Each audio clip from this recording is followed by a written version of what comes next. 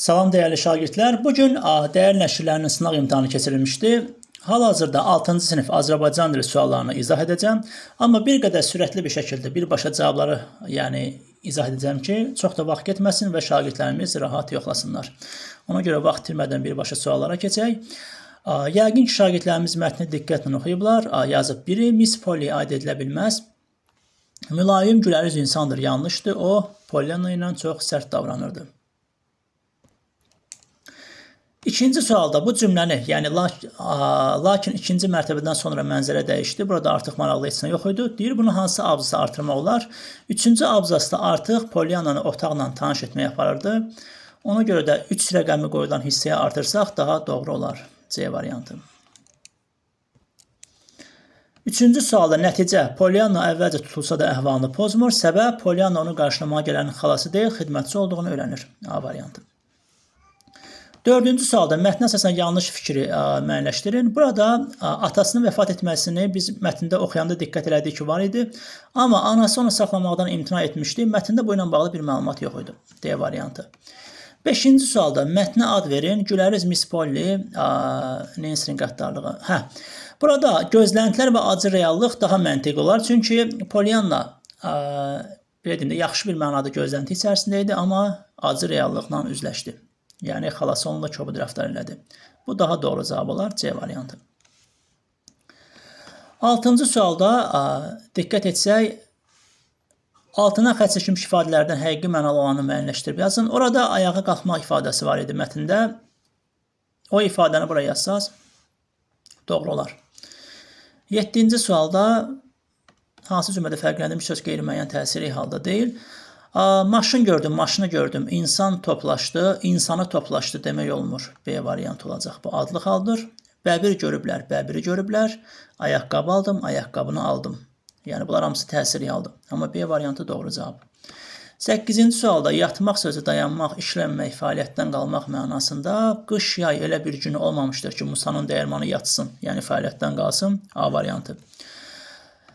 9-cu sualda hansı bənddə birinci sözün son samiti cingilti tələffüz olunur? Bunun qaydası belədir ki, özündən sonra sait gələrkən, sait gələrsə cingiltli olur.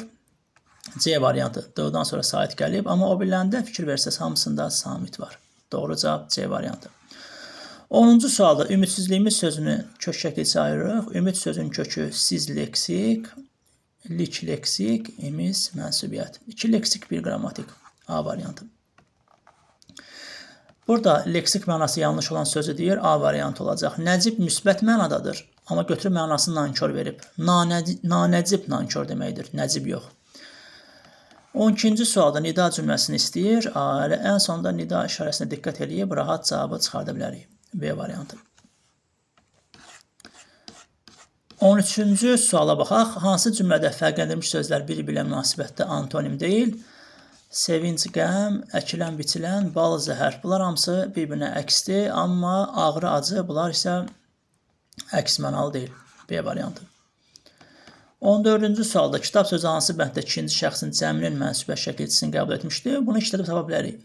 Mənim kitabım, sənin kitabın, onun kitabı, bizim kitabımız, sizin kitabınız. D variantı. İkinci şəxsin cəmi. 15-ci sualda köməkçi nitq hissəsini soruşur. Burada lakin qarşılaşdırma bağlayıcısıdır. D variantı.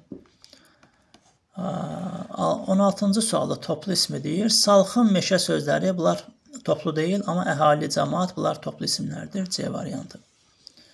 17-ci sualda dəmir ağac sözü ilə bağlı. Ümumiyyətlə, bitişik yazılan sözlərin qaydasını bilirik ki, müxtəlif mənalı sözlərin birləşməsindən yaranıb. B variantı.